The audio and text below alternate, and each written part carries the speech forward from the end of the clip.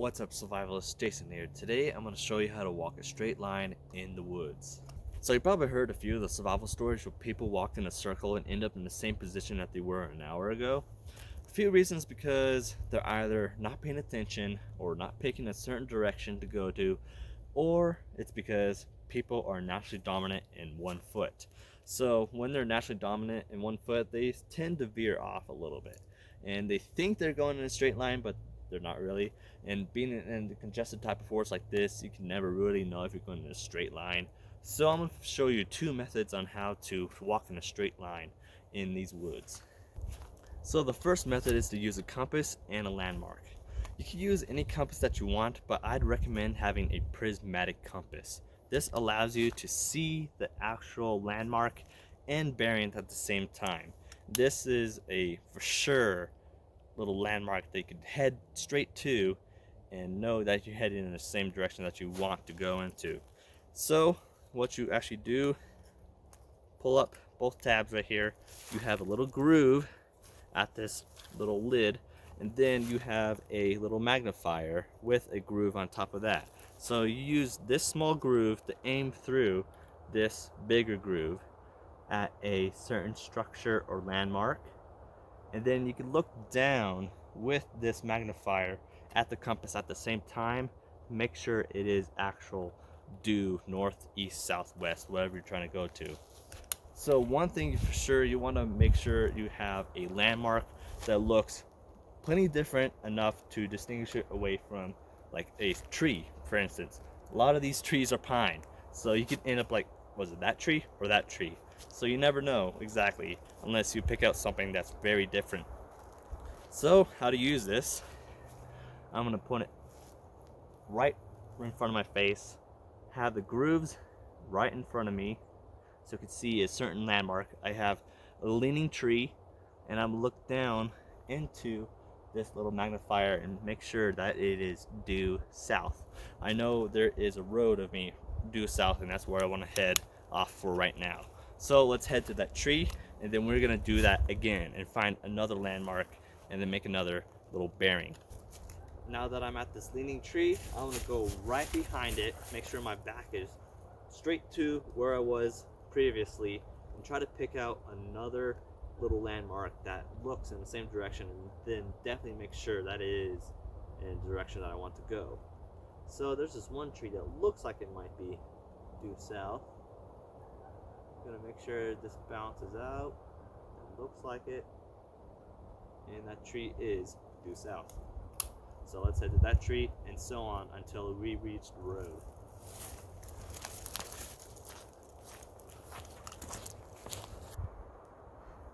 I'm at this next tree, and guess what? I could see the road.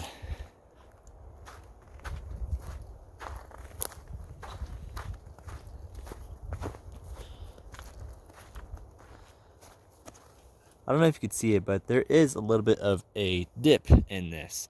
And when you look at it level from a far distance, you would not be able to see this road. So that's one thing you definitely have to look out for when it comes to going to a certain direction. So now that I'm at this road, I want to keep going to try to find this creek. So this scenario is, I came from camp and I want to try to find this creek, but one thing I can make sure is you got to get back. So when you're making these landmarks and passing them, make sure to look back and see what they look like coming in this way. Because if you try to do it that way, everything is going to look different. So one thing, if you want to make sure that you're definitely heading in the same direction, heading back to the same spot that you are right now. So you can use just a normal GPS, like one of those ones that hunters use. Yes, those could be a little bit expensive, but everybody's gonna have a phone. One thing with the phones, it does have the maps, but sometimes it isn't accurate, especially when it is low signal out here or you run out of batteries. So definitely take into consideration to keep an eye on the bearings on your compass, because this doesn't run out of batteries. So when on your maps, you want to make a pin of where you are right now. Pull up the drop pin sign on the second option, measure distance from where you are right now drag it to where you want to go, and then there is this creek, little body of water, and press add point. You want to bring it back to where you are, and it has a little indicator, and you could literally just walk this whole line, and you could turn this off and just check it periodically if you wanted to, but when you bring it back on, you can just come back through that line. So let's follow this line. So I'm gonna try a little experiment. This thing is still bouncing a little bit off, but I'm not gonna look at this for a little bit, and I'm gonna try to walk in a straight line and see how much of a difference it is if I veer off. So let's try to walk. Here is a big pine. So that is a notable landmark. I have some blown down trees right here. So another landmark to make sure I'm going the same direction. Let's see, holy cow, I veered off a lot. I wasn't even looking for a while. Let's get back onto track. I veered off a lot.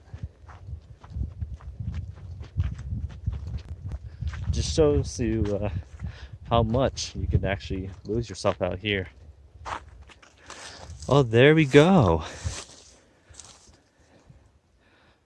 There's the creek. It's a frozen one, but still, looks like there's some tracks on it.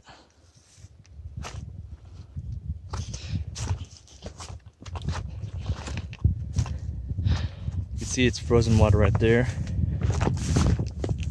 It's starting to slushy up a little bit.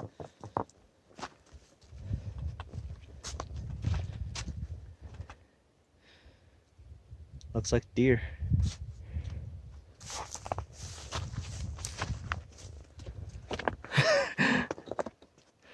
Sliding around. The deer must have had some fun. Whoa. It's another. I can't tell exactly. It almost looks like a paw print instead of a hoof.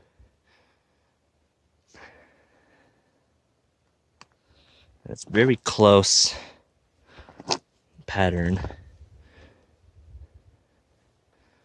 Well, that's cool. So I found water. I'm gonna take my fill of what I need and then try to head back. Now that I've got my fill and took a little break, I'm thinking about heading back to camp. Now instead of heading south, I'm gonna head the opposite direction and go north. Made it back to camp, and I'm not lost. So over the years, I have realized spending some time out in the woods and then coming back, the sunlight kind of changes the look of the land. So just think about it. The shadows and sunlight is constantly moving. So what you thought was a flat plain ended up being a berm, because when it gets brighter, you can see a lot more definition. In the shade, you can't really see that well and see what it looks like.